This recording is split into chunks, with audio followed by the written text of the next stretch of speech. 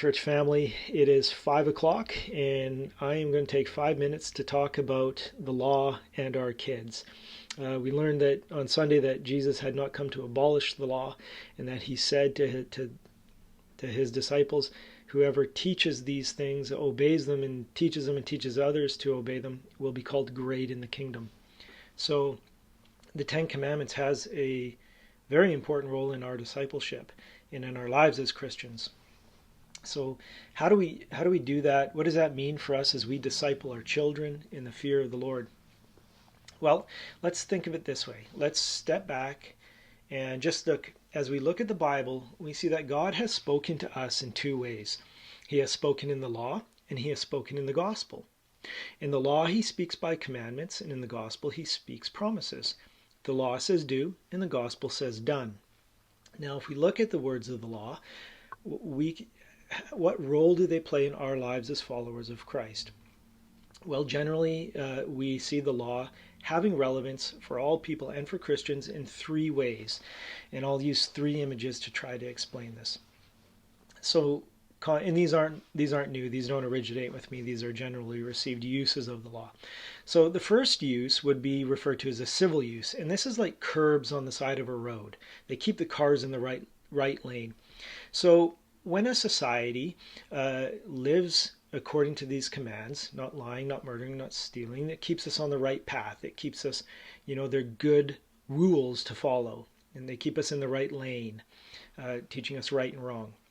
So that's the civil use. And then there's the what some would call the gospel use, where these Ten Commandments are seen like a mirror. And so if you were to hold the Ten Commandments up, they would and look at them, they're like a mirror. They show you who you are.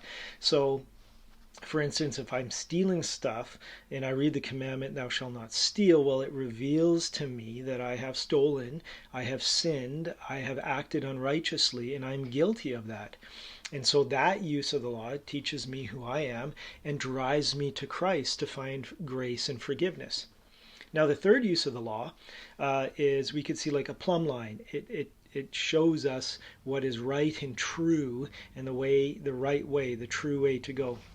So in that use, living the Christian life, we look at the Ten Commandments as a way to live righteously. It is wonderful to worship God and not worship idols. It is good not to lie, but to tell the truth. And so this way, now we transfer that over. Now, taking those three uses, we look at them in terms of our children. When we disciple our children, we should teach them the Ten Commandments. At the very least, they grow up and they will be good citizens and they'll know right and wrong.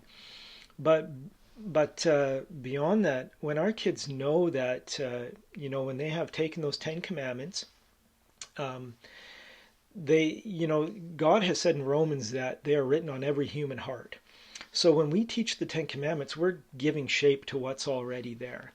And when they're aware of that, they realize that they're sinners in need of Christ when they know these things, because all of us who are parents know that our kids are not averse to lying to us. But if they have been taught God's law, they know when they've lied, right? They know the Holy Spirit will use that to convict them, and they will know that they need Christ. What that's doing is preparing their hearts for the gospel. It is showing them their need for Christ even at a young age. And then, as they grow in their faith, and it shows them how to live righteously, what to pursue as righteousness, that keeping and obeying these laws these are good works to be pursued. Now, some of us are a little fearful because we don't want to raise legalists. We don't want to just have kids burdened by the law, and that's a healthy fear to have. We don't want to raise legalists, but the only way you'll raise legalists is if we teach our kids that they're justified by the law. And you'll notice that none of the three uses taught us that we were justified by the law. Then you would make a legalist. No, that's why God speaks. He has spoken law and he has spoken gospel. When we look at the law, it reveals our sin. It is good and holy, and we should pursue living that way, but we will never keep the law fully. We'll never keep the heart of the law. We will fall, we will stumble, every day we will break it. And that's why the gospel says Christ has done it for us. And we teach our children that we are justified before God because Jesus has kept these for us. And we are clothed with his righteousness. So we're not justified by the law ever. We are justified by the righteousness of Christ given to us freely by grace. So that is, and I'm going over 5 minutes. I'm not going to tell anyone if you don't. As we disciple our kids and they have these things in their heart, this, like I said, it prepares them for the gospel and it shows them their need for Christ. So it's an essential part of discipleship.